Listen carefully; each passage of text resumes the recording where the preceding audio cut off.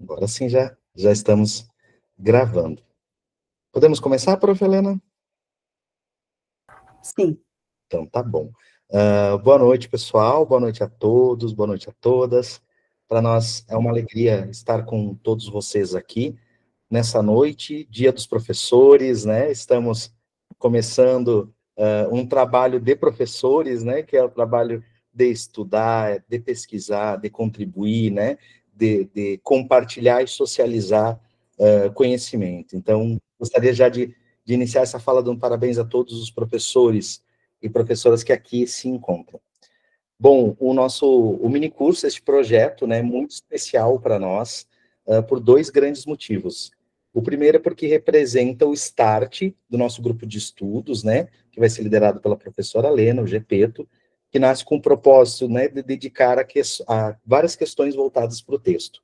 O segundo, porque também é a materialização de uma longa jornada de pesquisa da própria professora Lena, que nos orienta, e é uma temática muito cara a muitos pesquisadores as questões do texto, né? Então, esse minicurso ele foi pensado e organizado por nós, né, pela professora Lena, pensando as diretrizes didáticas, metodológicas, toda a parte epistemológica, né, foi pensado com muito carinho para compartilhar aqui com vocês. Antes da gente começar, então, só apenas um pequeno lembrete, nós temos uma lista de presença que a gente vai passar, mais ou menos na metade do encontro, né, é importante que todos assinem para receber certificado depois, é preciso completar 75% de presença, né. Então, sem mais delongas, né, eu me apresento, meu nome é Peterson, eu sou doutorando atualmente na UFRR, sou orientado pelo professor Gabi Procópio, orientado pela professora Alena, que também me orientou, né, no mestrado na URGS, né, fizemos um trabalho bastante interessante dentro da linguística textual. Também sou professor de língua portuguesa e de redação já há 15 anos, e é uma satisfação imensa compartilhar este espaço aqui com a professora Lena, com tantos outros professores, né? A professora Lena é tradutora, professora de graduação, né, da pós-graduação em letras da URGS, né, feita pela UFC, né, tem um mestrado por lá também, é pesquisadora já há mais de 20 anos dentro da área do texto, e seus interesses de pesquisa são a definição do texto, categorias e suas epistemologias, do texto em relação à referência, tradução, enunciação, gramática e ensino. Bom, para não estendermos mais a apresentação, então passo a palavra para a professora Lena, que vai dar as boas-vindas a todos aí e também iniciar a nossa discussão. Obrigada, Peterson. Vou compartilhar os slides, prof. Tá. Boa noite, eu estou muito feliz de ver tanta gente interessada na linguística textual, na questão do texto, e eu agradeço muito a presença de todo mundo, pelo jeito todo mundo aqui, que nem eu, que no feriado gosta tanto de linguística, gosta tanto do texto, gosta tanto do assunto, que até no feriado está aqui estudando, né? Bom, eu quero dizer que o Peterson não disse tudo, né, mas que, na verdade, ele, além de ter sido meu orientante de mestrado e agora de doutorado, esse minicurso só saiu pela iniciativa dele, na verdade, porque eu formei o grupo de estudos, a princípio, para os meus orientandos apenas, né, e eu iria abrir para outros alunos ali da universidade, né, com um grupo de estudo, mas a ideia era começar esse grupo de estudo com os meus alunos, com meus orientandos. E ele que me deu a ideia de abrir mais ainda, né, e fazer pelo menos esses primeiros encontros nesse formato, para que qualquer um pudesse participar, né, porque ele disse, olha, eu acho que vai ter mais gente interessada. Então, e ele que organizou tudo, né, o formato aí, as inscrições, tudo, eu não teria feito isso, né. Então, eu agradeço muitíssimo a ele pela empolgação também, pelo empenho, pelo esmero em fazer tudo tão bem e tornar possível esse mini curso. Até página no Instagram a gente tem, até perfil, página no Instagram, ai, coisa mais, né, perfil no Instagram, né. Bom, importante dizer que duas coisas são importantes dizer do meu currículo que não tem a ver com respaldar simplesmente eu aqui dando curso, mas a minha formação, né? Então, tudo que eu aprendi, que eu sei, eu aprendi porque eu me formei na URGS, na graduação, No mestrado e no doutorado eu fiz na Universidade Federal do Ceará. A minha orientadora, que foi uma professora e uma grande linguista, Mônica Magalhães Cavalcante, e que fundou o grupo de pesquisa Protexto, no qual eu me filiei, e onde eu aprendi a ser realmente uma pesquisadora, né? Então, eu queria só mencionar isso, porque é bem importante, né? Tem uma trajetória aí que inclui essas duas universidades em especial, né? E a professora Mônica Magalhães Cavalcante. Bom, agora entrando, então, para o curso mesmo, né? É importante dizer que esse curso nasce de pelo menos duas percepções que eu tive ao longo desses anos, como pesquisadora em linguística e como professora de língua e produção de texto, né? Peterson, se por acaso tiver alguma coisa que tu quiser me dizer, tu me diz, porque eu não estou olhando para a tela, tá? Não estou te olhando aqui. E eu estou sem as campainhas das coisas desligadas, né? Se tu quiser falar comigo, fala, porque fala aqui mesmo. Lhe chamo, pode deixar. Tá. Então, são duas percepções que eu tive, né, que me inspiraram, de certa maneira, que me motivaram e me fizeram ver a necessidade desse curso, né, tanto como pesquisadora em linguística ou como professora de língua e produção de texto ao longo desses anos, né. Uma delas é que a noção que eu tive, né, a percepção que eu tive de que a linguística parece ter ficado arrefecida, enfraquecida, mesmo em trabalhos de mestrado e doutorado, principalmente nos trabalhos que eu vejo sendo feitos, aqui eu estou falando do Brasil, né, das linguísticas aplicadas, as análises do discurso, e mesmo na linguística textual. A explicação para isso não é uma só, né, uma delas seria o próprio interesse, o encanto que o texto tem, né, o encanto que tem a interpretação do texto, né, o encanto que tem o dado do texto, né. Então, eu não estou dizendo aqui que é uma coisa ruim, né, é uma coisa ótima, né. Mas a outra explicação, essa seria uma explicação externa, vamos dizer assim, né, daquilo que faz com que a linguística perca um pouco de terreno, né.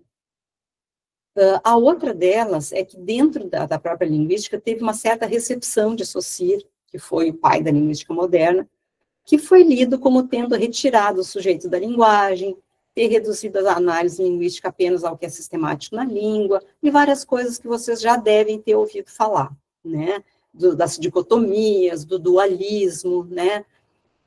A gente vai falar um pouco disso depois e ver o quanto isso, essa percepção, essa recepção que teve Saussure no Brasil e no mundo, mas eu estou falando especialmente aqui no Brasil, né, leva a certos equívocos, que, na minha opinião, são de proporção enorme para a linguística, e especialmente para a linguística textual, que é aí que eu me interesso mais, né. A outra coisa é que o quanto o ensino, na verdade, que desde os parâmetros curriculares, lá de 88, apresenta a proposta de estudar e ensinar a língua portuguesa pelo texto, e reconhece no texto a importância crucial que ele tem para o desenvolvimento humano, social, né, não só apenas do ensino em si, né, não encontra respaldo teórico para os programas didáticos escolares em teorias mais robustas e consistentes do texto, né. Eu não preciso dizer para ninguém aqui, eu acho que tem um monte de professor, e os que não são professores são alunos, né, mas eu não preciso dizer para vocês a dificuldade que é ensinar e aprender a produzir texto, né, a não ser para aqueles que têm ou tiveram o privilégio de ter acesso e ler muito e debater com família e amigos, e por isso acabam tendo mais facilidade, né, com a expressão, que é sempre por textos, né, outra coisa que a gente vai falar mais adiante. Eu também não preciso criticar as provas de redação do tipo do Enem, que exige uma fórmula de bolo, no fim das contas, como texto para o aluno, né, e um texto que ele dificilmente vai produzir numa situação real de vida, né. Outra coisa que eu não preciso dizer para vocês é essa onda aí que tem de receio, né, com a questão do digital, que, se de um lado traz inúmeros benefícios, né, inclusive esse da gente poder estar aqui fazendo esse curso, né, para pessoas de longe, num horário assim, né, a gente poder conversar com tantas pessoas que moram longe e trocar conhecimento, e muitas outras vantagens, tem a questão dessa leitura e dessa escrita muito rápida, muito momentânea, né, que é propiciada pelo digital, que é vantajosa em algumas situações, mas que também estão fazendo as pessoas, às vezes, perder essa capacidade de pensar até, porque não leem textos mais longos, porque não são convidados a fazer uma reflexão mais aprofundada, né. Então, esses dois pontos, né, de um lado, na academia, né, responsável não só pela pesquisa, mas pelo que vai subsidiar o ensino e a formação de professores, tem uma espécie de esquecimento da linguística, né. De outro lado, o falante, o cidadão que precisa estar atento, se posicionar, exercer a sua cidadania, né, que não encontra, muitas vezes, nas instituições de ensino, a não ser pelo esforço heróico de professores como nós, como todos que estão aqui, uma fonte de conhecimento para que possa desenvolver a habilidade de se expressar. Então, assim, esse trabalho que todo mundo que se dedica, né, para a linguística textual, se dedica para fazer manuais didáticos, para publicar, né, para fazer esse tipo de coisa, né, encontros, debates, cursos, né, são ainda atividades que estão isoladas, né, isso precisa ser cada vez mais reforçado, né? Então essa foi uma motivação que eu tive, né, e gente, os textos é o principal modo dos humanos interagirem, né, é pela linguagem, isso se faz pelos textos, então é de crucial importância, né. Então, esse curso de introdução à linguística textual, com esse primeiro módulo, Fundamentos do Texto, foi pensado para fazer aquilo que está ao nosso alcance, né, que é entender o que é uma linguística textual e seguir mostrando uma metodologia de análise a partir de uma abordagem da linguística textual e, particularmente, a linguística textual que nós vimos desenvolvendo a partir do meu grupo de pesquisa, o Protexto, né, que eu venho tanto individualmente quanto em grupo desenvolvendo, então, essa metodologia de análise ao longo desses 20 e tantos anos aí de grupo Protexto que eu participo desde o início, né. A gente vai ter 4 encontros, né, nesse primeiro de que linguística falamos, no outro vai ser mais tratando das questões da definição de texto, no terceiro serão as principais categorias textuais, né, que a gente, com as quais a gente pode efetivamente entrar no último encontro, que aí a gente vai propor uma metodologia de análise de textos mesmo. Né. Como é que vai funcionar? Eu pensei, a princípio, 1h30, mais ou menos, de exposição a cada encontro, e depois uma meia hora aberta para dúvidas, questões que vocês queiram trazer. Só que eu estou achando que 1h30 talvez seja demais, talvez vocês não me aguentem falando 1h30, mesmo com a participação, né, o Peterson vai falar também, mas eu acho que é demais. Mas vamos ver. Hoje, particularmente, eu nem calculei muito, porque eu trouxe uma questão que eu acho que é bem fundamental, assim, e que a gente precisa se deter um pouquinho mais, né. Deixa eu ver os slides. Isso. Bom, acho que isso é uma coisa importante, né, que eu já mais ou menos mencionei aqui na minha fala pela justificativa do texto, né, pode passar o slide. Bom, em primeiro lugar, eu vou fazer uma recuperação um pouco histórica, mas que ela não tem o intuito de simplesmente contar a história do texto, né? Ela tem o intuito de mostrar a epistemologia do texto, ou seja, como é que se construíram os conhecimentos em torno do texto. Então, desde lá da antiguidade, antes de existir uma ciência linguística, né, como a gente vai ver a seguir, existia já uma certa preocupação com o texto, que era que tinha foco na arte de bem falar e escrever, que eram a questão da retórica, da oratória, né? Então, se estudava texto para aprender a falar corretamente,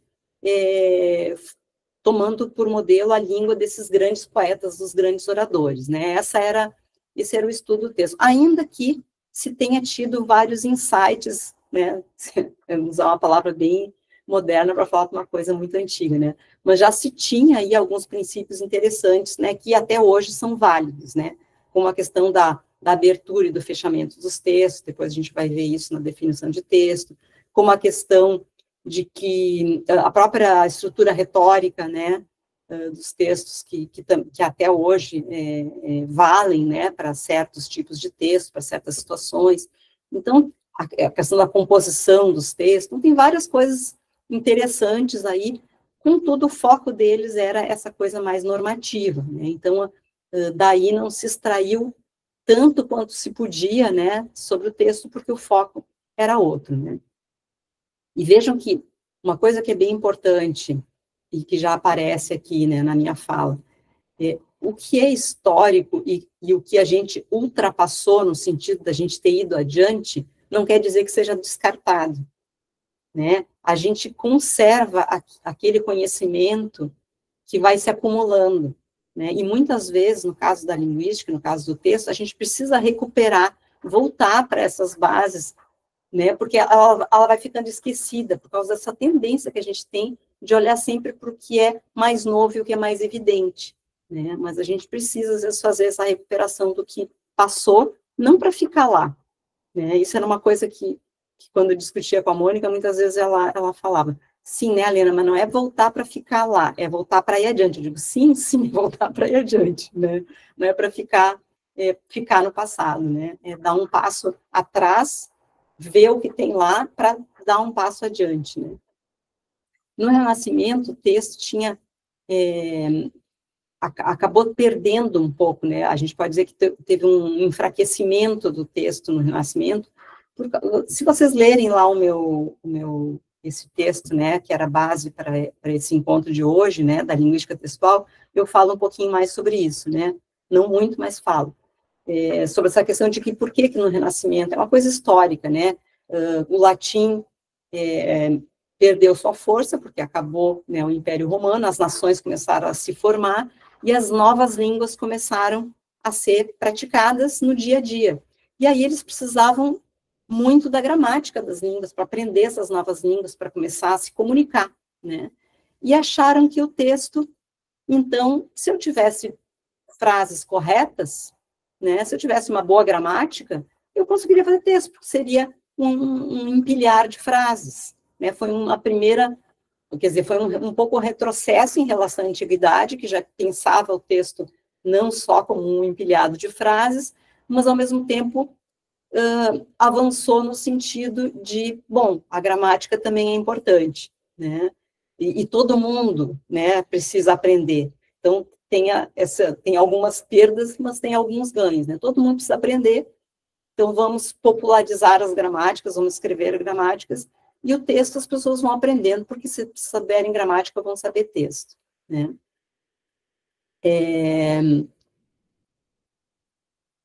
O que tem aí que tu colocou? A ideia de encadeamento, cara, não. Aos estudos, o texto passa a ser visto apenas como sequência de frases bem formadas. Sim, nesse sentido, bastaria conhecer... Ah, tá, isso eu já falei. Tá, pode passar.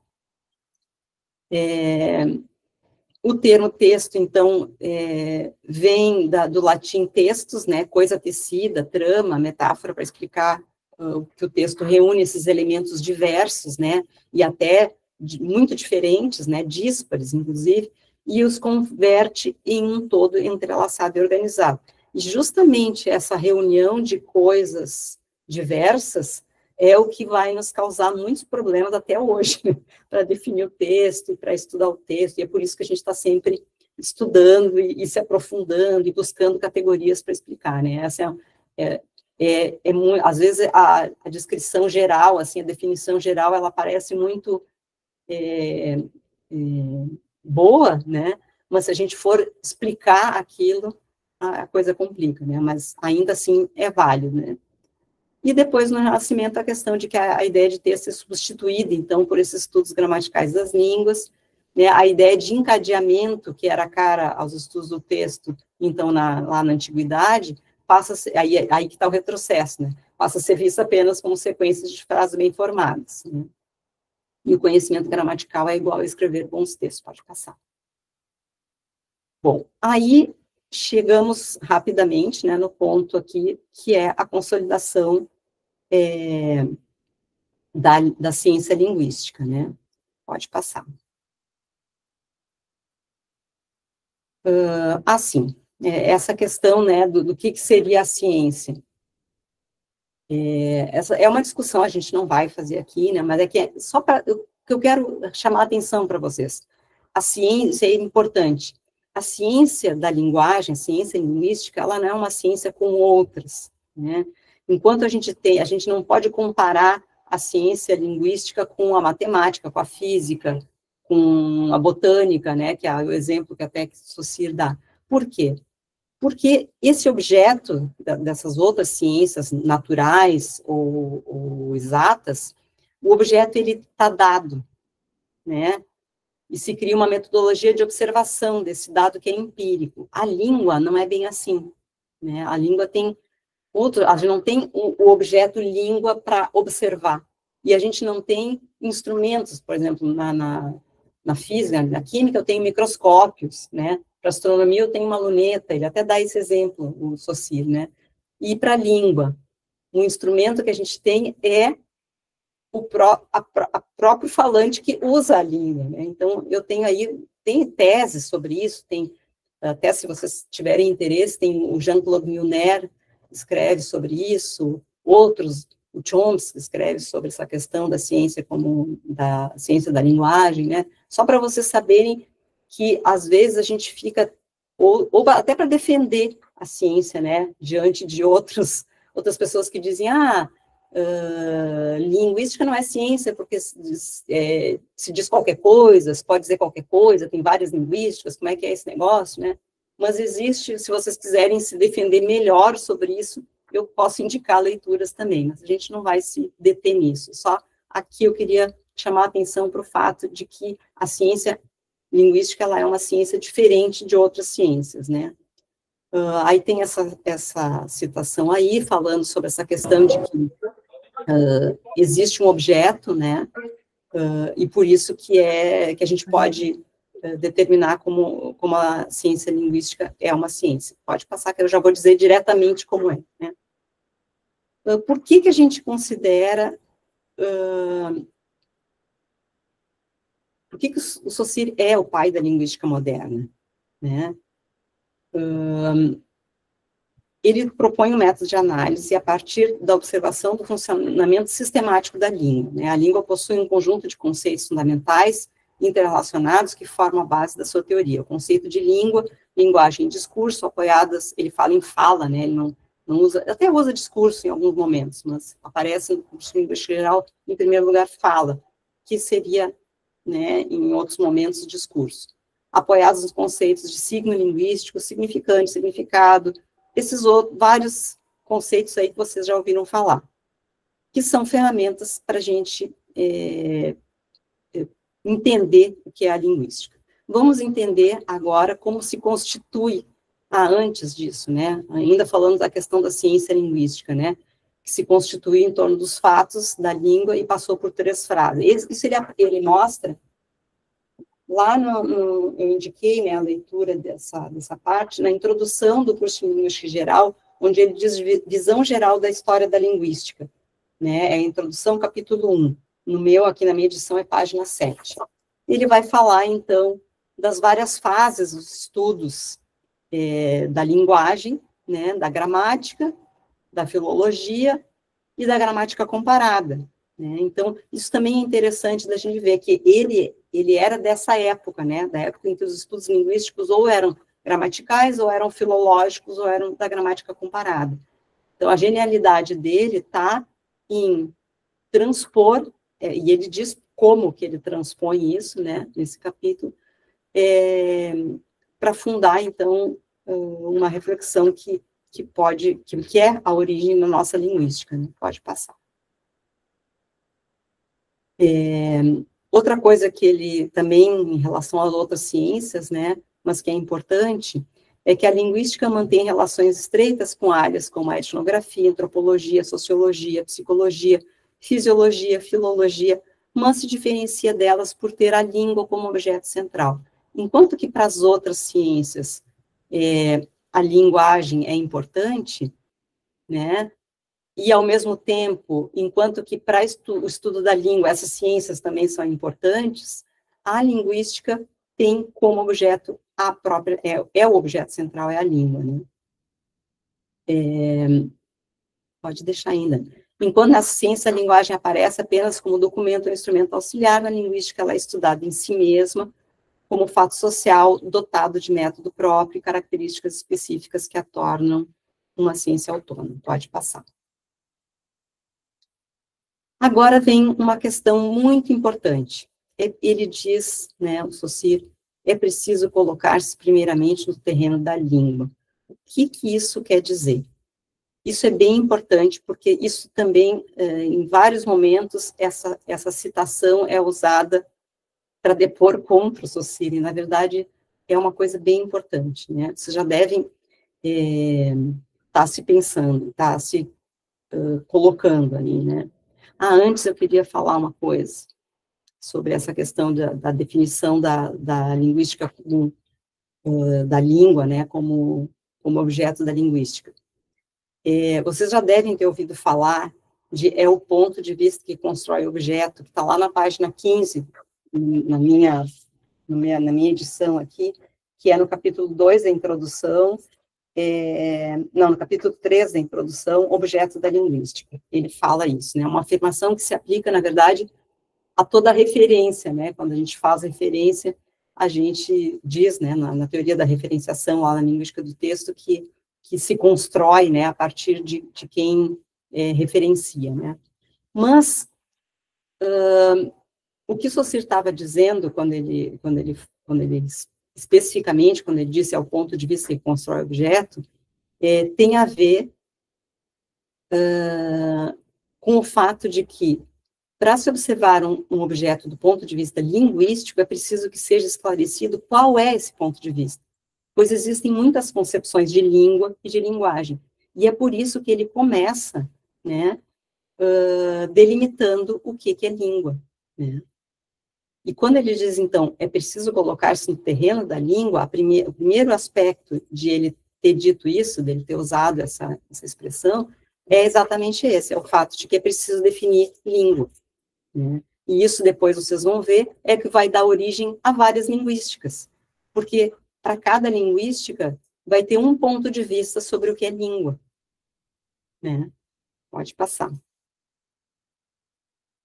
E ele vai definir a língua sempre em relação à linguagem e à fala. Então, lá da página 15 a 21, que é no capítulo 3 da introdução, né, que é o objeto da linguística, depois tem outros capítulos, mas é nessa região aí do livro, do CLG, ele vai dizer, então, que a linguagem, ele vai definir a linguagem como uma faculdade humana complexa, multiforme, heterogênea, que envolve aspectos físicos, fisiológicos, psíquicos, individuais e sociais, não podendo ser reduzida a uma única categoria de fatos. Já a língua é uma parte específica dessa faculdade da linguagem, constituída por um sistema de convenções necessárias, adotadas pela coletividade para possibilitar a comunicação, sendo, portanto, um todo organizado e próprio princípio de classificação. Então, a linguagem é tudo aquilo de que a gente se vale para nos expressarmos, né? Essa capacidade humana, né? E também é uma capacidade dos animais, até de plantas, né? Tem estudos que dizem que até as plantas também têm uma linguagem. Mas no homem tem uma diferença, que são as línguas, que é o principal modo pelo qual a linguagem se manifesta no homem, é a língua. Então, é nesse sentido aí que Saussure vai definir a língua. Pode passar. Língua e linguagem, né? Então, a língua é a principal manifestação da linguagem, a língua é homogênea, em contraposição à heterogeneidade da linguagem. Claro que eu tenho vários modos de linguagem, né, de expressar, de me expressar, né, pela língua, e a língua é uma delas, e é um sistema homogêneo, né? Não exatamente como uma composição uniforme a língua, mas como um sistema de signos, que é o que ele vai depois definir melhor. Pode passar. Aí ele vai definir língua em relação à fala, e eu botei aqui barra discurso, porque em alguns outros momentos ele vai usar, inclusive, essa palavra discurso. Ele vai dizer que a língua é social, a fala é individual. A língua é essencial, a fala é acessória, e mais ou menos acidental. O que ele quer dizer com fala é acessória? É que é contingente, né? A língua, ela tem elementos que são obrigatórios a toda uma comunidade que fala aquela língua, enquanto que o modo como eu mobilizo a língua e falo, isso é diferente para cada falante, para cada comunidade, né? Por isso que tem os dialetos, por isso que tem essa individualidade, essa singularidade, que depois também é melhor explicada lá em Benveniste com a enunciação, né? Então, vejam que ele vai até aqui, né, por enquanto. A língua é registrada passivamente. A fala é um ato individual de vontade e inteligência. O que isso quer dizer? Isso tem a ver com aquela coisa do tesouro depositado na mente, né, dos falantes. Por que a língua é registrada passivamente? Porque a gente aprende a língua e a gente chama as coisas pelo nome que elas têm, porque antes de nós alguém falou aquilo, né? Agora, o modo como a gente emprega esses significados, esses signos, isso é que vai tornar a fala um ato individual de vontade e de inteligência, né? Pode passar. Então, vejam que ele está definindo língua sempre em relação à fala, sempre em relação ao discurso. Primeiro em relação à linguagem, aí quando ele localizou a língua em relação à linguagem, que é uma das manifestações, a principal manifestação da linguagem, ele vai, então, colocar aqui em relação à fala, que é o discurso. A língua é um tesouro depositado pela prática da fala, olha, sublinha essa prática da fala, né, em todos os indivíduos pertencentes à mesma comunidade. Né?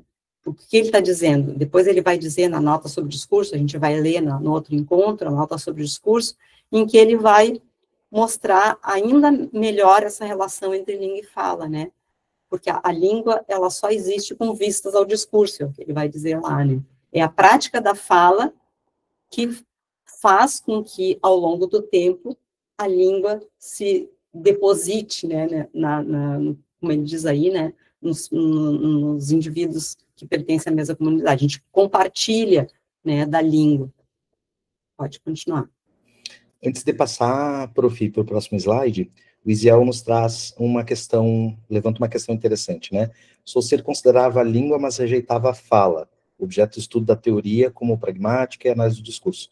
E trago aqui a fala do Isiel, porque lembro que antes de começar o mestrado, essa era um entendimento que eu tinha também, né, quando pensava Saussure, o discurso, ou Saussure e a fala, né? Então, a senhora poderia Ele não rejeita a fala, questão. tanto que eu estou acabando de mostrar aqui, logo nas primeiras páginas, ele falando de língua e fala. Ele não está rejeitando a fala.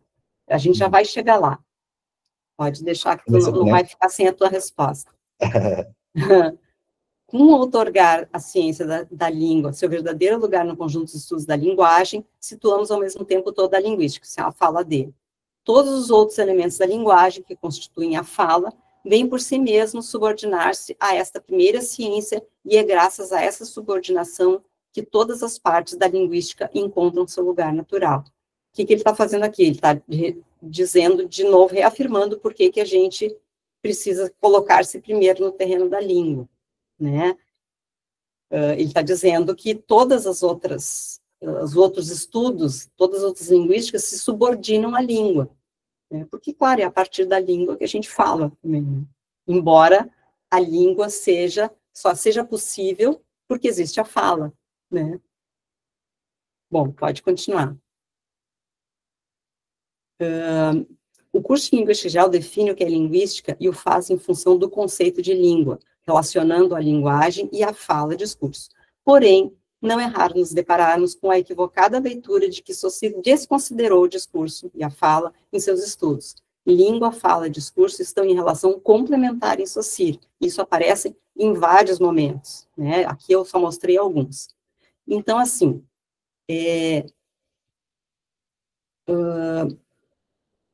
eu dei aqui apenas algumas provas leitura equivocada de Saussure, né? Mas eu garanto que quanto mais vocês lerem Saussure, se quiserem, autores que participaram desse redescobrimento, né? Eu digo isso em relação à recepção de Saussure como estruturalista e essas outras afirmações, né, de que ele teria rejeitado a fala. A questão não é essa. A questão que ele fez foi, em primeiro lugar, determinar o objeto principal da linguística, que é a língua, e depois dizer que ele ia se deter na linguística da língua, que era sistemático, o que era regular, que era o que é possível observar com mais com profundidade e precisão, e naquele momento era aquilo que ele queria fazer. Tanto ele não rejeitou, que lá na página 26 do meu livrinho, se vocês olharem aqui, olha o nome do capítulo, Linguística da Língua e Linguística da Fala.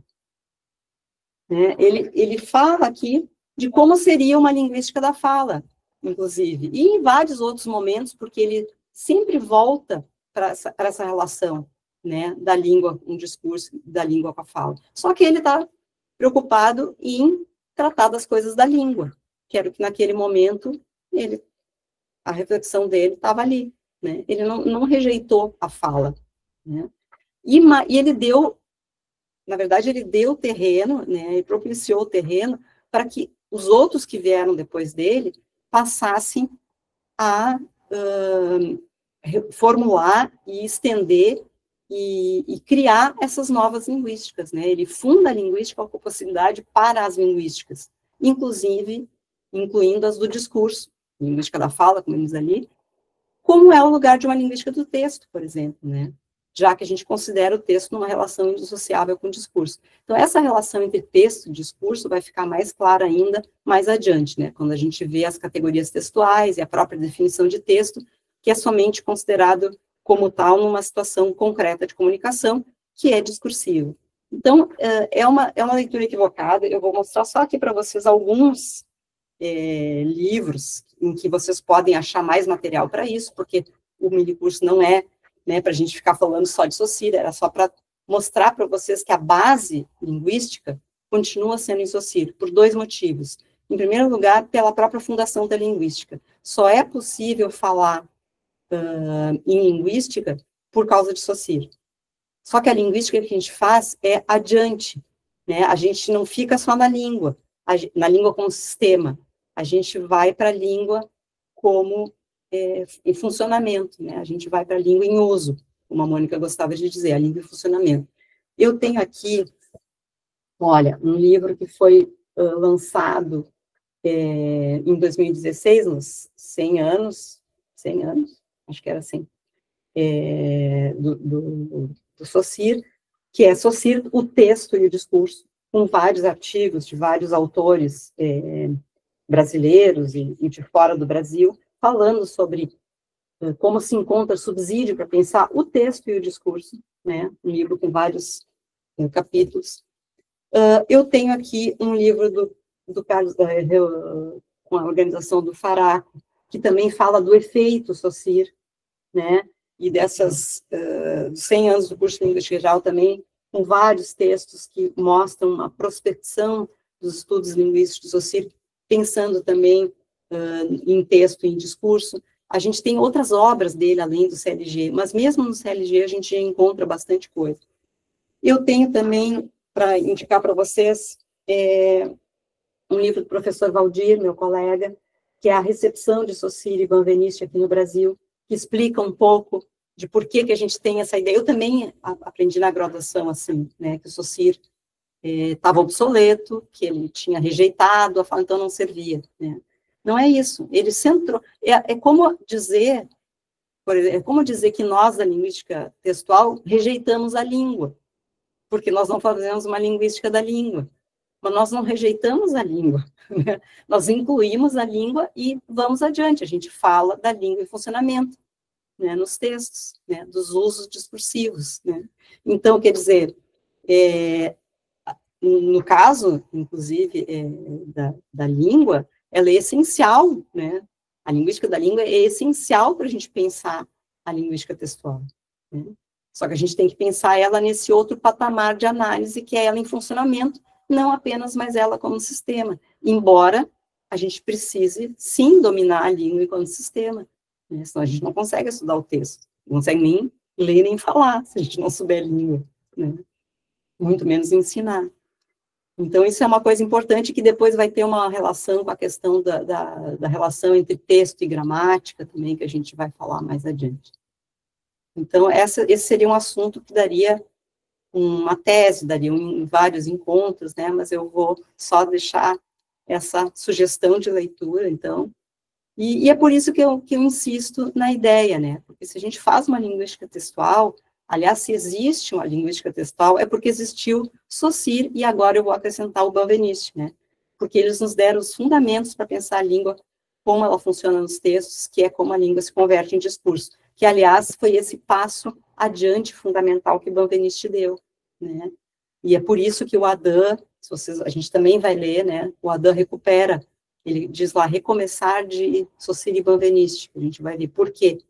Porque, assim como Saussure estabeleceu as bases que fundaram a linguística e fez uma reflexão muito rica para a gente pensar não só a língua, mas a língua em relação com a fala, em relação ao discurso, o Benveniste foi ainda mais adiante, né, nessa linguística do discurso, né, e deu mais ferramentas ainda para a gente pensar a linguística textual, né, por isso que a gente busca bases lá também, né, e a linguística textual, então, veio junto aí, a gente vai ver agora na história, deixa eu ver o que é, pode passar. A gente vai falar disso, né, de historicamente, como é que, em que momento ali aconteceu isso, né, dessa passagem para os estudos do texto e do discurso, que foi possível por causa desses linguistas, né, que nos antecederam e que lançaram as bases, né, da linguística, inclusive da linguística textual. Então, a primeira coisa, né, a linguística é, antes de tudo, uma linguística. É uma linguística da língua em funcionamento, né? Então, em primeiro lugar, a gente também deve se colocar no terreno da língua, mesmo a gente pensando que é a língua em funcionamento, porque a língua começa, é dali que começa, né? Mas para nós o discurso é essencial, né? Pois no terreno tratamos da língua viva, no seu funcionamento e no seu uso, né? Como diria a Mônica Cavalcanti, que ela gostava de sempre falar isso, né? A língua em uso. E não apenas a língua como sistema. Por isso, a linguística textual precisou dar continuidade ao que Saussure propôs e caminhar no terreno do discurso, né? Considerar o discurso, então, não significa ignorar a língua, pelo contrário, é compreendê-la na complexidade do seu funcionamento em situações concretas, que são os textos, né? De certa maneira, o nosso desafio é muito maior, inclusive, né? Pode passar. Então, não se trata de um rompimento com Saussure, né? E sim de uma continuidade e, claro, de deslocamentos para dar profundidade e alcance às categorias de análise, mas sem nunca desamarrar os conceitos fundamentais da linguística, seja ela por qualquer ponto de vista que for tomado. Então, aquele ponto de vista que a gente precisa ter a cada vez que a gente vai formular o objeto, como é o caso da linguística textual, por que a gente está definindo o texto, né? Eu lembro que até isso era uma coisa que o Peterson, quando começou a estudar, depois ele me contou isso, né? Mas quando a gente começou a estudar, que ele disse, o que essa professora quer de definir texto? Como assim? Todo mundo sabe o que é texto, né? É isso, é porque a gente tem que formular esse ponto de vista, o que é texto, né? Porque tem várias linguísticas, várias perspectivas, que vão conceituar texto de maneiras diferentes, né? Fala, Rafa. Oi, Alena. Eu queria entender um pouco de ti, assim, como é que você considera hoje, né, a partir dessa perspectiva saussuriana, a noção de texto que a gente trabalha hoje, com a qual a gente trabalha hoje, também incorpora elementos que estão além da língua enquanto sistema de signos, né, que vai até porque o Saussure também chegar a falar de uma semiologia, porque a gente trabalha com a imagem, inevitavelmente compondo o texto. Uhum. E eu queria ouvir um pouco de ti isso, porque a gente já não faz a noção de texto, né, enfim, do discurso ali que trata Saussure, já é um pouco mais restrita, né? Inclusive, Claro, ele citou claro. a linguística dentro da semiologia, mas hoje a gente abarca tudo isso, né? Na compreensão do que é o texto, Exatamente. a gente não consegue mais segmentar, né? Tá até uma discussão sobre o que é o fazer linguístico, né? Se é se restrito ao sistema da língua, ou se a ideia da linguística como língua, ou se extrapola as imagens, enfim, eu queria que tu comentasse um pouco disso. Sim, exatamente. Essa extrapolação aí que tu tá falando é o que a gente está fazendo, né? Faz tempo já, né?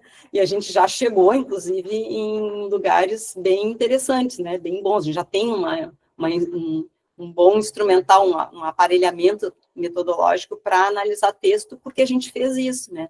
A gente foi além, a gente extrapolou o Saussure. O Benveniste tinha feito isso, né? E também foi outro que nos abriu porta. Ele, inclusive, o último texto dele fala sobre a semiologia das línguas. Ele coloca elementos ali para a gente pensar, né? Ele não chega a fazer também uma linguística textual, né? Porque ele não analisou o texto, mas ele nos dá ainda mais, ele extrapola para além de Saussure, ainda mais, dá mais elementos ainda para a gente se fundamentar e falar do texto. Por isso que até hoje, o que ficou na literatura, principalmente aqui no Brasil, de Benveniste, para o texto, é mais a questão da deixis, né, do eu estou aqui agora e tal, mas tem muito mais lá, né, tem a questão da forma e o sentido, a própria proposta de semiologia das línguas. Então, assim, tu tem toda a razão. A gente não...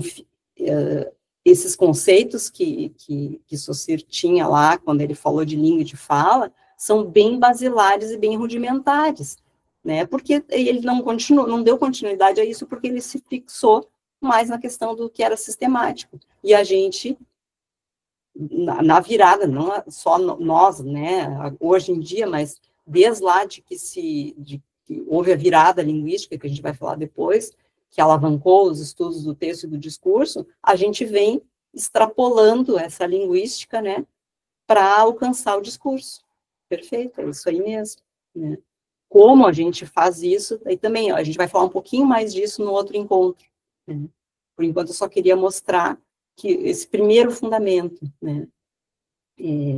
Aí eu falo aqui mesmo, ó, Benveniste é um seguidor da linguística de Saussure que o ultrapassa, no sentido de que faz uma reflexão, por sua vez, que propicia uma linguística do discurso e, portanto, do texto, sob a perspectiva que eu trago aqui, é também, ao lado de Saussure, o homem dos fundamentos, né? Porque também está lá na base daquilo que a gente... Aí agora eu estou já chegando mais perto, né, de nós, com o Adam, que propõe esse recomeço, justamente, Saussure e Benveniste, e nos inspira, pelo menos a mim, né, nesse percurso, o qual a gente percorre do nosso modo, por diferentes trilhas, né, ainda que nos reencontremos com Adam em diversas encruzilhadas, né, a gente não faz exatamente o que o Adam faz, mas em vários momentos a gente se vale, né, da reflexão de Adam no protesto, isso já desde o início, né, mas tem esse percurso, né, tem esses fundamentos aí, mas claro que a gente faz isso do nosso modo, por outras trilhas, e vai extrapolando sempre, né, eu acho que a palavra boa é essa, né, essa extrapolação, assim, né, a gente vai além daquilo que no passado nos deixaram como base, né, algumas coisas a gente precisa deslocar, né, mais ou menos, retificar, vamos dizer assim, né, mas a base está ali, né. Então, não é uma recusa, né, e nem um rompimento, né, é essa extrapolação que a gente faz. Pode continuar.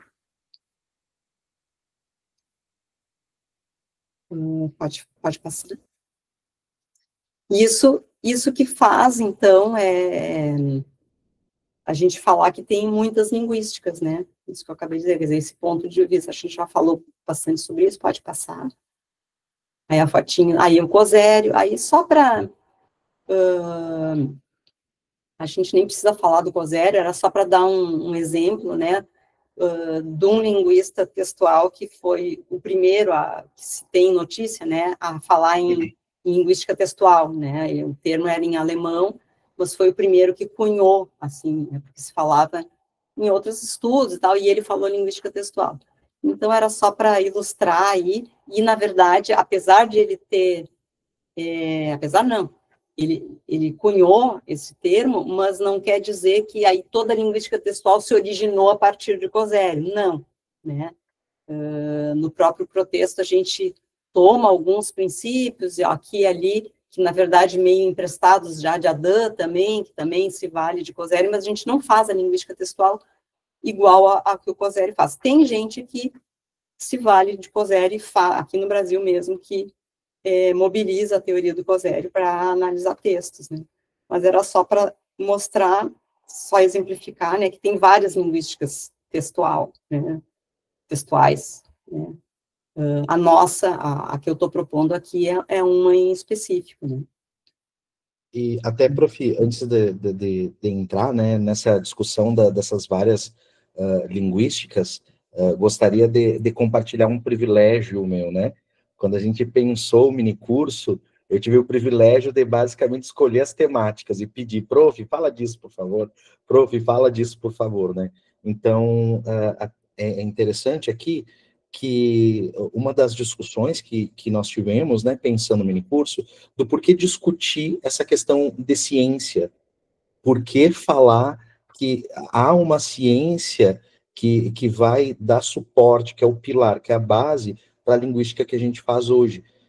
A prof começa o curso falando sobre um possível enfraquecimento da linguística em trabalhos, um enfraquecimento, né, da discussão teórica, sobretudo a basilar, né, em muitas correntes. Então, a ideia de discutir esse inicial, de voltar a de pensar quais são os pilares, está relacionado com isso. A gente faz ciência. Então, quando a gente trabalha com o texto, o nosso texto, né, vai ser a nossa cobaia, né, que a gente está no nosso laboratório fazendo a nossa ciência. Então, não é uma ciência que pode ser feita de qualquer forma, não é uma ciência que pode ser feita de qualquer jeito. Então, mais à frente falaremos, não é só interpretar texto, não que seja um demérito interpretar texto, mas a linguística textual, ela está pautada em categorias de análise. Um aparelho metodológico, exatamente. Todo um aparelho. Todo aparelho metodológico precisa ter uma episteme. Mas pode passa a palavra, então, para o Peterson. Não precisa te deter muito no Cosério. Beleza, já vamos passar rapidinho para essa parte mais histórica, para a gente discutir, acho que a parte mais interessante, que é qual que é a função, então, da linguística textual, quais são as possibilidades, né, de pesquisa, né, de se fazer aqui. A prof apresenta, então, o Cosério, né, nesse início dessa linguística textual, que vai ser uma linguística, né, que vai pensar, começar a pensar o sentido, né, não só a língua, olhar para a língua. E é bem legal fazer essa retomada, porque, prof, esses dias em aula, eu estava trabalhando com os alunos, textos lá do barroco, o poema, o soneto, e um aluno olha e diz assim, meu Deus, mas por que eles só fazem poema? E só fala de Deus, né? E aí me caiu a ficha assim, meu Deus, eu não contextualizei, né? É óbvio, não tinha como escrever uma saga de Harry Potter quando não tinha prensa ainda, então óbvio que um dos possíveis motivos seja uma questão até gráfica, né, de como é que eu vou reproduzir romances se eu não tenho a prensa ainda. Então tem todo um aspecto histórico. Então a gente olha para cá e pergunta, mas por que a gente só fala de sentido agora? Já é há 40, 50 anos, porque a gente tem todo um percurso histórico que vai dar base. É interessante tu falar isso, até achei que era isso que eu ia dizer, porque o Cosério foi um dos primeiros a falar da questão do contexto, né? O contexto, né? O texto que ele escreveu, que ele fala em linguística textual, é determinação e entorno, que tem a ver com o contexto, né? E aí, por que só agora ainda vai ser falado, né? Porque, e acho que é até um movimento natural a gente pensar que as coisas já estão dadas desde sempre, né? E eu lembro que esse era meu pensamento quando a gente iniciou o mestrado e a prof trazia, tu tem que definir texto. Eu digo, gente, para que definir texto? Todo mundo já sabe que é texto. Que loucura é essa?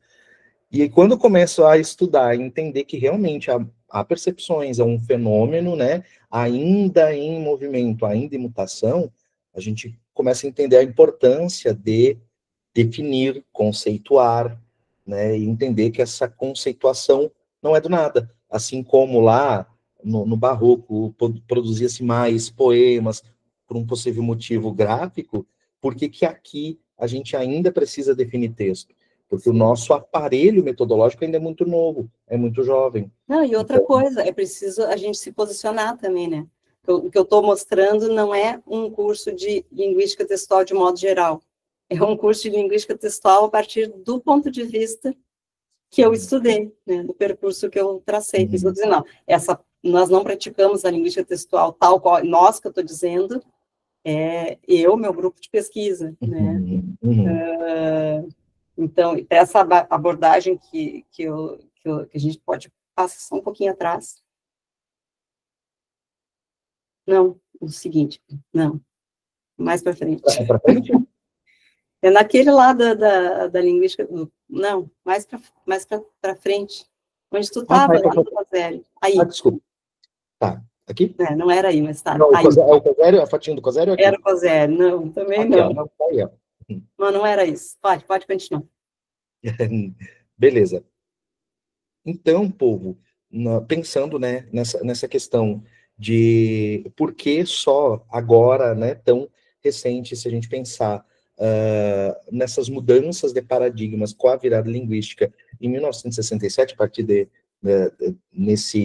essa coroação dessa virada linguística, por que é tão recente?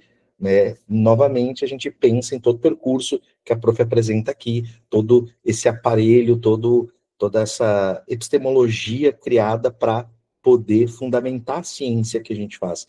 Então, talvez seja natural que surja tão tarde, com todas as aspas, né, essa manifestação de questionar o sentido, né, de explicar, por exemplo, qual o fenômeno que a gente tem com a virada linguística. Primeiro, uma mudança de paradigma, de forma de ver e fazer essa ciência que até então nós estávamos pensando e fazendo. Quais são as principais consequências dessa mudança de paradigma? A explicação sobre os fatos da língua em uso, a pragmática, linguagem, né, sobre um prisma, um prisma textual, né?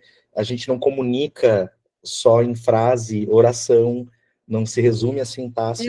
Basicamente, até então, se estudava até o nível da gramática, né?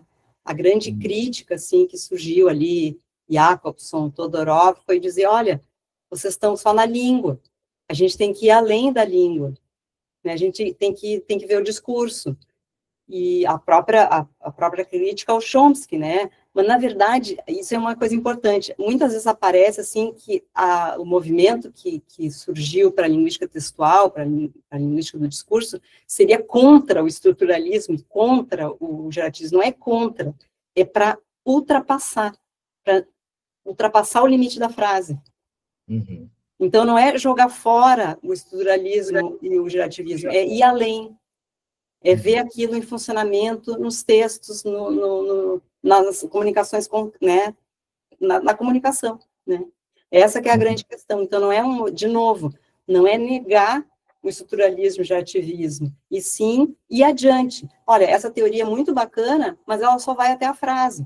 Ela explica espetacularmente os fonemas, os morfemas, a frase, mas ela não explica o texto, não explica o discurso.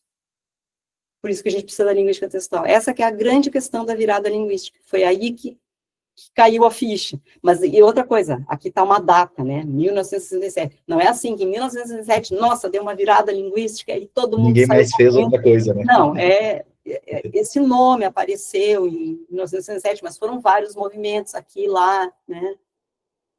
Isso é importante, né? Essa questão de que não é um movimento contra, e sim de uma continuidade em outro sentido, em outra trilha.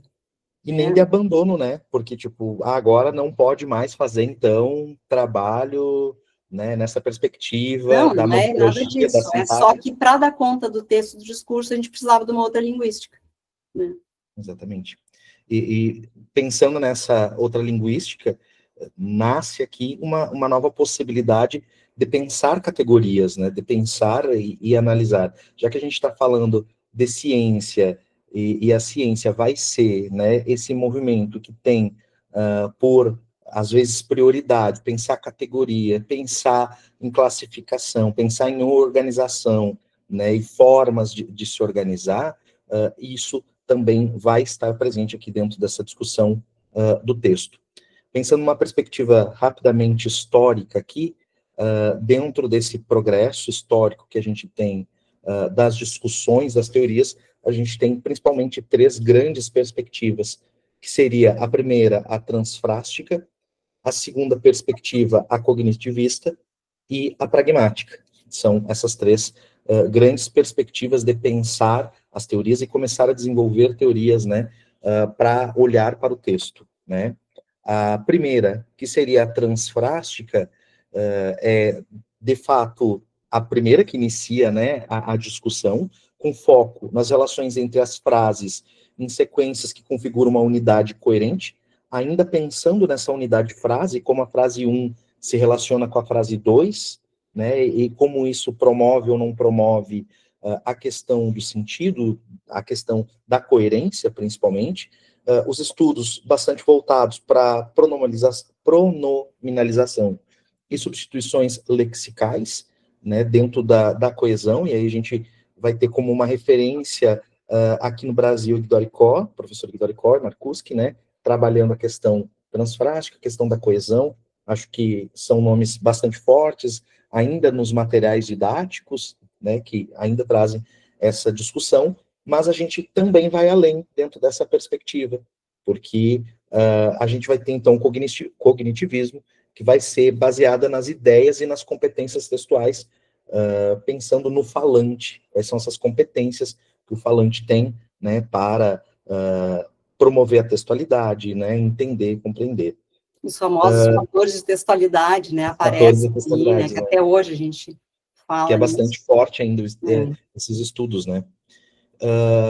A terceira perspectiva seria a pragmática, discursiva, né, enunciativa, o uso da língua, né, a língua em movimento, né, incorpora questões advindas da pragmática, teoria dos atos de fala, teorias dialógicas, né, principalmente as teorias que influenciam essa perspectiva.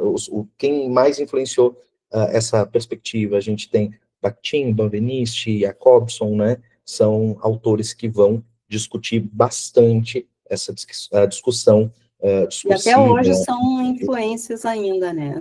Porque, claro, quando chegou na pragmática, no discurso, na enunciação, aí a gente já está bem mais perto do texto, né? Já estamos entendendo, já estamos afinando o nosso olhar para o texto, né? Destacamos aqui o Adam, principalmente, né? Um autor que, dentro da linguística que a gente estuda, dentro da nossa linguística textual, né? É um autor de grande importância, ele propõe um lugar para o texto na linguística e elabora critérios textuais de segmentação e conexão para análise textual dos discursos. Acho que Adam tem especial importância, principalmente no momento que a gente está pensando uma linguística textual e a gente está dizendo, então, que só esses estudos aqui não estão dando conta. Bom, primeiro, porque não está dando conta? Segundo, se não está dando conta, então, o que daria conta, então, né? Como é que eu vou olhar esse fenômeno do texto? Em qual perspectiva? Se não é só da frase, se não é só da sintaxe, se não é só da morfologia, qual critério, então? De novo, parece que é reduzir só, ele criou um critério, né? Não, é muito mais do que isso, porque... a gente vai ver, né, no próximo encontro, a gente vai ver um pouquinho de como é que ele chega nas categorias, né? Que é um percurso importante. Por que é importante, né? Para que a gente tenha argumento para dizer, olha, a gramática aqui não está dando conta, porque a gente e outra tem coisa, até para a gente criar as novas categorias que a gente vai precisando conforme o texto vai evoluindo e a gente vai se aprofundando, e o digital está aí para mostrar que a gente precisa de encontrar como que essas categorias se desenvolvem, né? E a gente precisa saber, então, como formar categorias textuais. Então, tem esse ensinamento aí que aparece. As que ele propôs, talvez não deem conta de tudo que a gente encontra de novo nos textos, mas a gente encontra um caminho para formular essas categorias. Pode passar. Exatamente. E pensando, né, nessas categorias que estamos falando aqui, a gente se pergunta, tá, o que diferencia, né, essas perspectivas que estudam o texto? Eu tô lá, eu quero trabalhar a perspectiva transfrástica, eu quero trabalhar o cognitivismo, o que diferencia, basicamente, cada uma, né? De modo geral, vai ser esse arcabouço teórico e metodológico que cada linha vai definir, cada forma de fazer essa ciência e pesquisar vai definir. Parece... Peterson, quando tu puder, deixa eu falar uma coisa, que eu quero responder para o Eziel. Beleza, eu ia lhe pedir depois já para a senhora ir olhando os comentários ali para a gente responder. É que o Eziel falou, alguém falou, não sei se é o Eziel, não, a Giovana dos Anjos Nascimento perguntou em que ponto podemos dizer que a linguística textual se distancia da análise do discurso. Uma das grandes propostas é justamente epistemológica, né?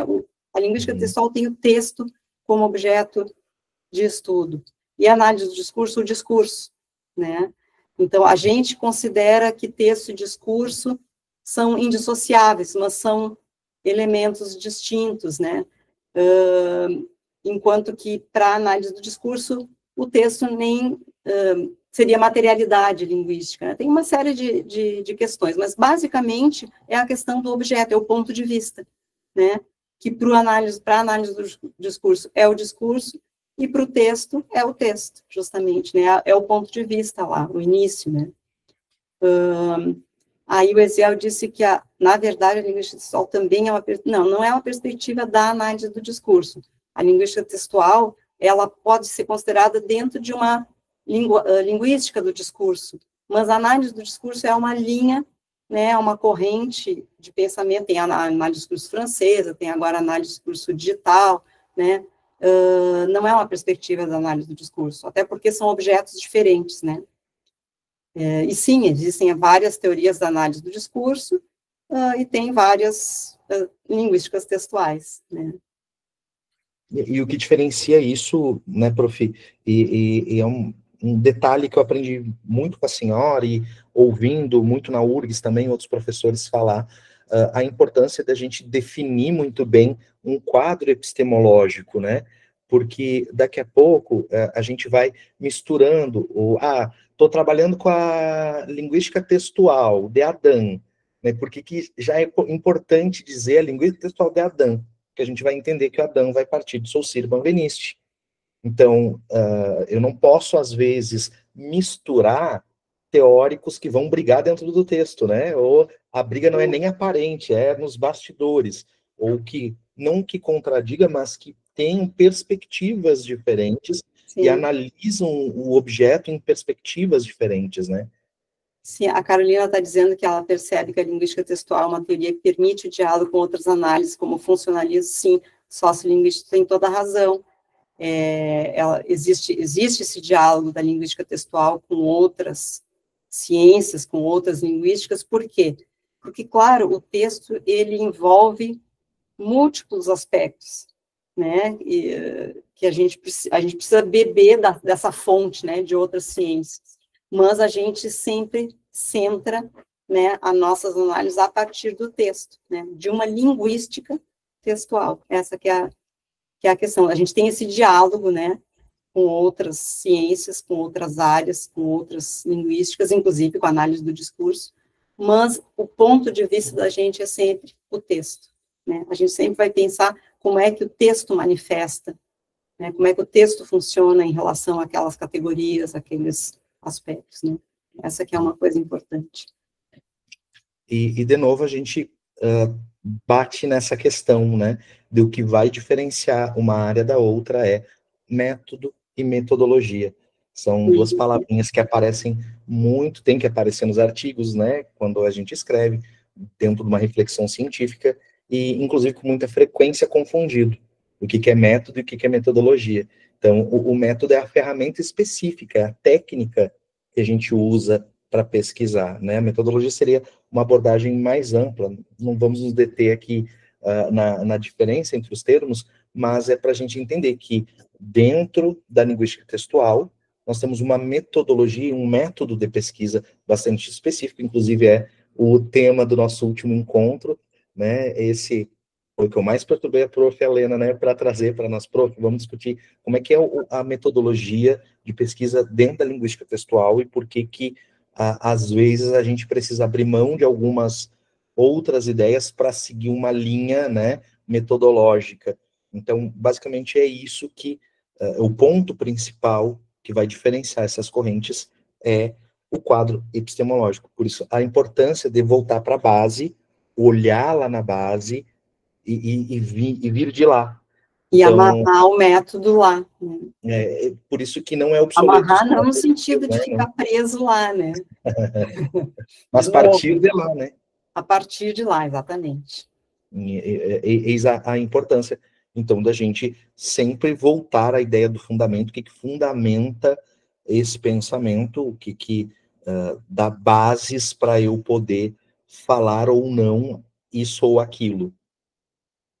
A linguística textual, então, no Brasil, pensando nisso, né, fazendo esse recorte, né, como que acontece? A partir do final da década de 1980, inspirado, né, pelas leituras europeias, francês, inglês, alemão, de pesquisadores brasileiros, né, começam a se dedicar à análise do texto sob a perspectiva da linguística textual.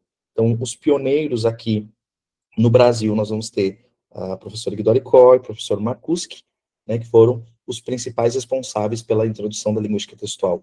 E, dado o pioneirismo, ainda bastante presente os estudos deles, né, sobretudo lá na escola, né, se discute muito ainda quando vai ensinar texto, partindo dessa perspectiva. Na atualidade, hoje, né, a maior parte das universidades brasileiras conta com um programa de estudo de texto, que visa o texto, né, em múltiplas perspectivas, e nós pertencemos ao Protexto, sediado no Ceará, mas que reúne pesquisadores de todo o Brasil, e fundado pela professora Mônica Magalhães Cavalcante, da UFC, que também é um nome muito relevante, importante dentro da linguística textual brasileira, né. Bom, aí, uma importância, né, para a gente amarrar essa parte, pensando em quadros teóricos, epistemologia, trago uma citação direta lá do artigo que era o texto base, né, da leitura de hoje. Por esse breve histórico, vê-se que a linguística textual é ainda uma criança na história dos estudos da linguagem. São menos de 70 anos de estudos visando o texto, contra 23 séculos de estudos gramaticais. No Brasil, a linguística textual é ainda mais recente, com um pouco mais de 30 anos. Há, portanto, um longo percurso a se desbravar. Né? Então, eis o motivo da importância de fazer linguística textual, porque tem muito campo para análise, tem muito trabalho para ser feito. Né?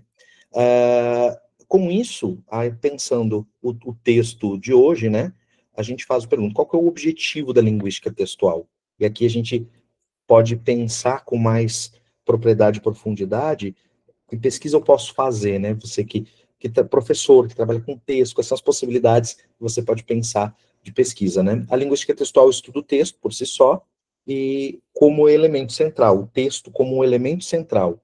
Então, é bastante importante, e me corrija, prof, se estiver falando bobagem, né, que vai diferenciar, por exemplo, alguns estudos da própria análise do discurso, né, cujo foco muitas vezes vai ser o discurso, né, o dito, o não dito. A ideologia. Então, a ideologia, né, nós estamos olhando para o texto em si, nesse elemento linguístico que se organiza e como se organiza e por que se organiza. Então, o escopo de atuação da linguística textual é tão variado quanto variado é o modo como se apreende o objeto texto. Então, há muitas possibilidades de fazer a linguística textual, mas dentro do nosso pensamento, a partir do texto e tendo o texto como elemento central. Isso é bastante importante de dizer. Hoje, um dos estudos mais populares dentro da linguística textual é o estudo da redação escolar, do ensino do texto na escola. Tem um texto de 2018 da FOSSEI, que é uma professora da Unicamp, que trabalha a análise de redações do vestibular. Ela participou da reelaboração dos critérios de correção, e ela faz todo um estudo muito interessante sobre isso, e ela explica a presença da redação, que a presença da redação nos vestibulares se tornou obrigatória desde 1977. Então, a redação se tornou obrigatória, né? Com isso, nos últimos 40 anos, a redação tem sido objeto de análise nos vestibulares brasileiros, com o intuito de descrever, sob diferentes perspectivas teóricas, os fenômenos linguísticos textuais presentes nas produções dos candidatos. Então, hoje a gente tem um vasto leque de pesquisas e trabalhos feitos lá com a dita redação escolar, né? É muito amplo. A minha dissertação, em uma certa medida, também parte, né, do estudo do texto escolar, esse texto que é produzido para provas, né? Porém, né, nós chamamos a atenção aqui para um elemento bastante importante.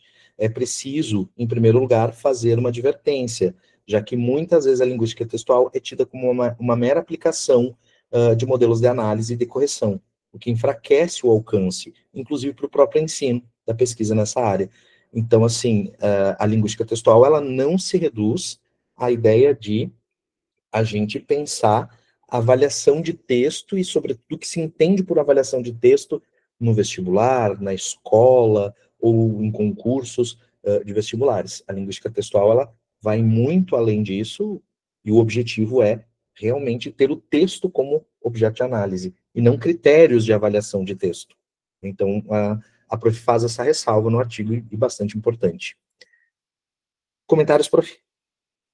Sim, aqui o Rodrigo disse, fico pensando como toda essa complexidade do estudo do texto deságua no professor das séries iniciais. Será que o pedagogo sai preparado para trabalhar com as crianças? O pedagogo não, porque ele não estuda linguística normalmente, né? Mas o que eu acho? É claro que a gente não vai ensinar SOCIR no colégio, né? Não é a gente aqui, quem estuda precisa, né? Quem estuda linguística e quem estuda linguística textual precisa aprender linguística, precisa aprender tudo isso. Mas aí ele precisa aprender isso, o professor precisa se aparelhar desse conhecimento, para daí pensar o que é ensinável. Até tem acho que eu nem podia falar isso, nem vou dizer, que é um assunto de pesquisa, não posso dizer. Mas tem a ver com isso, com o fato de que a gente precisa selecionar aquilo que é possível ensinar, e, claro, aí vai depender da didática, da pedagogia, de estudos, né, de outras áreas, para pensar como ensinar texto, de que maneira, né, aplicar, vamos dizer assim, esse conhecimento, né, essa metodologia, e é isso que a gente pretende no último encontro, mostrar categorias a partir das quais se pode efetivamente aplicar, vamos dizer assim, a linguística textual, que não é uma ciência aplicada, mas ela se presta muito bem para dar o suporte teórico para que os professores em sala de aula consigam trabalhar com texto. A minha aluna Karen, que está aqui, de doutorado, a tese dela é exatamente essa, ela quer desenvolver uma maneira de aprender esses conceitos e pensar que conceitos se pode aplicar diretamente em sala de aula. Claro, para cada série vai ter daí uma pedagogia, uma didática, né? Eu mesmo dou aula de produção de textos para alunos de outros cursos fora da letras, e eu estou todos os semestres, eu penso num programa e vou arrumando aqui e ali, porque a gente tem que depende do aluno, depende da área, depende do propósito, né? Mas a ideia é que o estudo da linguística textual dê suporte para fazer esses programas, né?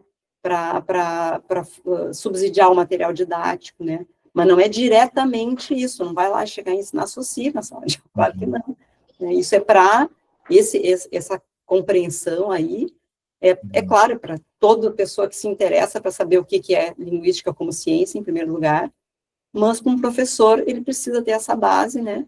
Porque é a partir disso que ele vai enraizar as categorias que ele vai desenvolver daí para fazer o que ele quiser, como o Peterson disse, se é para interpretar texto, se é para ensinar a produção de texto, se é para dar aula de texto para técnico, né, para profissionais, se é para revisão de texto, se é para tradução, se é para ensino médio, se é para ensino fundamental, isso aí é uma coisa, aí é toda uma outra questão, né, que tem a ver com outra, né, uma outra aparelhagem aí, né, que entra os programas curriculares, a didática, tudo, para pensar como é que essas categorias do texto podem ser aplicadas, vamos dizer assim, né. E até fazendo uma análise mais subjetiva, né, prof? A partir do momento que tu estuda todas essas perspectivas, todas essas possibilidades, a gente, enquanto educador, e aí falo por mim, quando eu comecei a entender todas as... desde o do conceito de, meu Deus, tem mais de um conceito de texto, e ok, está certo. Isso, para a gente, enquanto educador, tem um efeito bastante grande de modificar a nossa visão de texto é isso e acabou, texto é isso e pronto. Então, por mais que toda essa teoria não reflita diretamente na escola, porque eu não vou ensinar Saussure nem Benveniste, modifica a minha forma de ver esse fenômeno e começo a entender melhor por que o aluno produz assim, produz assado, ou me torna mais, expande meu horizonte sobre o fenômeno texto dentro de sala de aula, né? As principais tarefas da linguística. Desculpa, prof, pode falar. Não, é isso que eu ia dizer, é bom, essa parte aí, eu acho que é interessante também. Show, é verdade. As principais tarefas, então, da linguística textual. Quais são as tarefas, então, dessa ciência que estamos discutindo aqui, né? A gente trouxe algumas, né? Não se esgotam aqui essas possibilidades, mas, por exemplo, delimitar-se e definir a si própria a partir de um conceito de linguagem, língua e discurso e suas relações. De novo, parece que é pouco, mas vamos lembrar que é uma ciência super jovem, né, e não é pouco. Então, cada contribuição... eu estou dando essa ideia aqui para mostrar que existem outras possibilidades de estudar linguística textual que não são exatamente as que eu estou propondo, né? Eu estou propondo um caminho, né? Uma possibilidade dentre várias, né? Extrair regras de funcionamento dos textos, estudar padrões textuais, refletir sobre os efeitos de sentido, né? Observar a produção discursiva humana em todas as suas variedades e extensão. Então, aqui, principalmente esse ponto, né? Observar a produção discursiva humana em todas as suas variedades e extensões é uma das respostas para um questionamento que trouxe em outros momentos, né? Ah, mas por que estudar o conceito de texto, né? Para quê? Para que definir texto?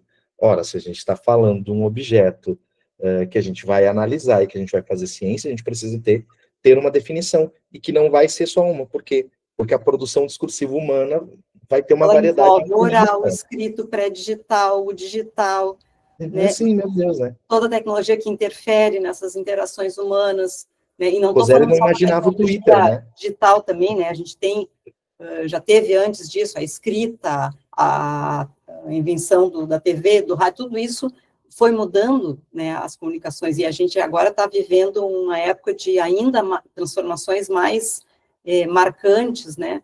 Então, na verdade, a produção discursiva humana, em toda a variedade de extensão, que se manifesta nos textos, né? Então, só isso aí já é trabalho para o resto da vida. E que não acaba mais, né, prof? As contribuições da linguística textual, né, para o ensino. Diferenciar entre intuição normativa e descrição e reflexão científica, né? Que era o que falávamos lá sobre a ideia de só interpretar o texto, ou até definir texto a partir da intuição. Não, mas eu sei que é texto, né? Ah, mas o que é texto? Ah, texto é texto. Não, né?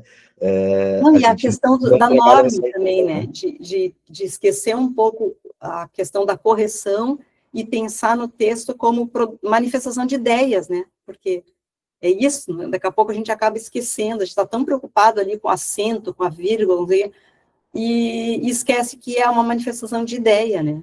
Então, isso, observar o texto não só do ponto de vista normativo, mas também como produção de ideias. O que é a atividade textual?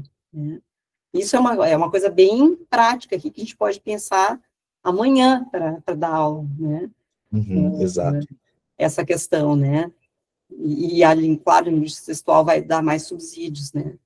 A outra coisa é essa questão de buscar a reflexão da gramática, da língua, que ela se reveste de vida nos sentidos, né? Que eu falei que a texto era a língua viva, né? Como é que ela está lá no sistema mortinha, né? E como é que ela se reveste de vida nos textos, né? Isso é uma coisa é interessante como a discussão textual, como ela reside entre esse sistema mortinho ali, essa regra gramatical, não pode usar vírgula entre o sujeito e o verbo, mas também não está naquele plano de dizer, olha o amor, né, eu analisando só esse dizer. A linguística textual, que me encanta muito dentro dessa discussão é o que eu uso para expressar o amor. Recursos textuais eu tenho para manifestar aquela ideia. Então, é isso que me encanta bastante pensar, né, essa discussão dentro da linguística textual. Então, não é discutir amor, só a ironia. Vão ter estudos que vão se apegar a isso, mas a gente discute aqui principalmente, né, quais ferramentas, né, eu emprego, quais recursos eu mobilizo para dizer, para falar sobre amor. É o mesmo que eu uso para falar para ironizar, quais são os recursos, né? O foco é bastante centrado nisso também. E, por fim, ali, fornecer materiais teóricos acessíveis a professores e alunos. Também é uma contribuição da linguística textual para o ensino, né? Principalmente essa ideia normativa que tu traz, né, prof? Que às vezes a gente se apega tanto o texto, olha as vírgulas, não acertou uma concordância, tá? Mas, né, o que mobilizou ali, isso, né? Contribui para o sentido do texto ou não, né? E aí a resposta também para o Rodrigo lá, né? Esse fornecer material teórico e acessível é uma tarefa, né? Como que a gente vai fazer isso? É uma pergunta pertinente, né? É um trabalho, né? Uma tarefa que a gente tem procurado fazer entre todas as coisas que se pode fazer. Uma delas é essa, né? Tentar reunir isso e fazer um material que seja acessível e didático, mas é uma das contribuições também, né? Não é a única, mas é uma muito importante, que é fazer chegar essa reflexão lá na escola, lá nas primeiras séries, ou lá, sei lá, em qual série, né? É importante, importantíssimo, eu acho isso, né? Mas para essa reflexão chegar lá, é preciso fazê-la. É preciso que a gente faça. Precisa acontecer, né? Prof, sobre a interpretação de texto, o que a senhora nos diz? Sobre, principalmente, eu acho que a gente pode... se resume muito, né, às vezes, que é basicamente o que a gente estava falando, né? Resumir, ou reduzir, melhor, né?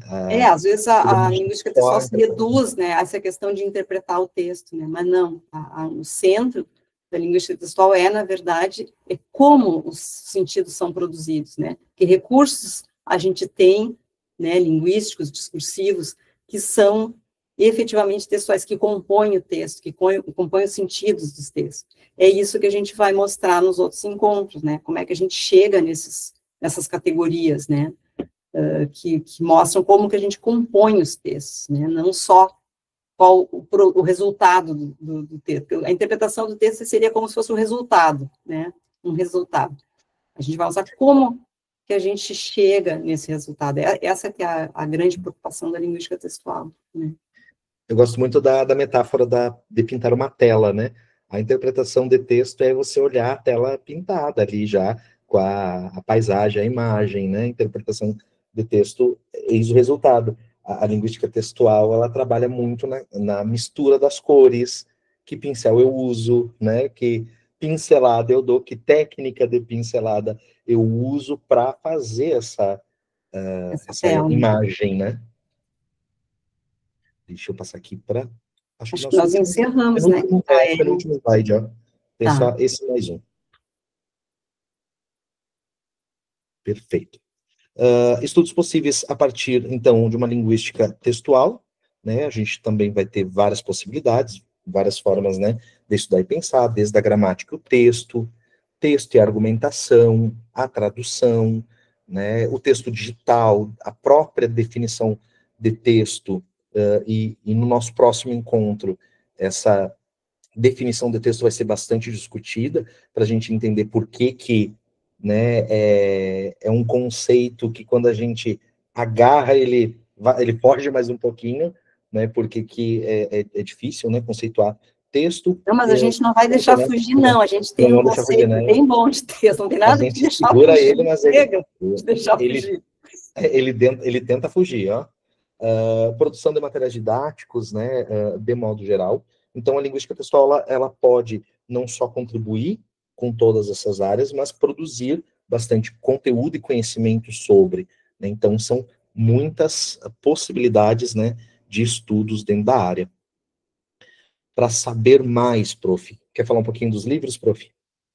Sim, a gente tem no meu grupo de pesquisa, né, o Protexto, que estão aqui, pelo menos eu já vi o Rafael e a Maiara, também são meus colegas de pesquisa do grupo.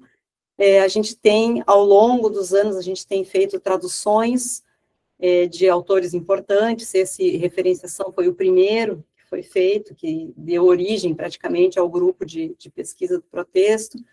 A gente tem esse Tipos e Protótipos, que foi o do Jean-Michel Adam, também foi uma tradução feita no grupo, e a gente tem vários livros, mas aí só está aparecendo esse último, que foi feito de forma colaborativa com todo o grupo, e que reúne as pesquisas, as principais pesquisas e conceituações, desde o início, né, como se desenvolveu ao longo dos estudos em linguística textual, conceitos e aplicações, e ele tem, depois de cada capítulo, inclusive, proposta de como trabalhar em aula aquelas categorias, né, tem uma sugestão de como trabalhar em aula, então também aí uma resposta para quem está procurando uma coisa prática, né, mas não sem passar por esses 20 anos de estudos, né, mais de 20 anos de estudo, que se condensam aí nesse livro, né, e que de lá para cá a gente já tem mais coisa, né, para pensar.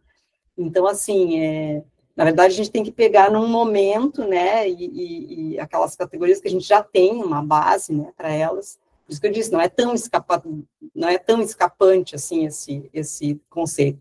Se a gente for olhar para várias perspectivas, claro que sim, mas na nossa perspectiva a gente já tem consolidada uma boa definição de texto, com categorias que se prestam à análise, e que durante esses 25 anos, 23 anos de Protexto, já geraram muitas teses, muitos trabalhos, formaram muitos doutores, mestres, professores, né, que atuam hoje em sala de aula e em cursos, né, então a gente já tem um arcabouço teórico muito consistente e robusto, né, que aí eu pretendo mostrar um pouquinho disso, mostrando o percurso, né, para que a gente levou para chegar lá, mas mostrar isso ao longo desse mini curso. Beleza. Eu sei que já passou um pouco da hora, não sei se alguém tem alguma questão. Uma pergunta.